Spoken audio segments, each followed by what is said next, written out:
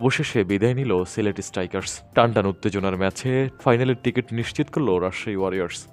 বাঁচা মরার লড়াইয়ের এই দিনে টস জিতে প্রথমেই বোলিংয়ের সিদ্ধান্ত নেয় সিলেট স্ট্রাইকার্সের অধিনায়ক মেহেদী হাসান মিরাজ। বিপরীতে ব্যাটিংয়ে নেমেই রাজশাহী ওয়ারিয়র্সের তাণ্ডব।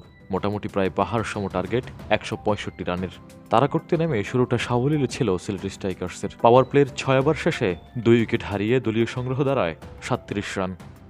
তারপর ধীরে ধীরে ম্যাচের মোড় কখনো সিলেটের দিকে আবার কখনো রাজশাহীর দিকে। তবে অবশেষে ভক্তদের আশাহত করে বিদায় নিল সিলেট স্ট্রাইকার্স এবং একই সাথে ফাইনালের টিকিট নিশ্চিত করল রাজশাহী ওয়ারিয়র্স।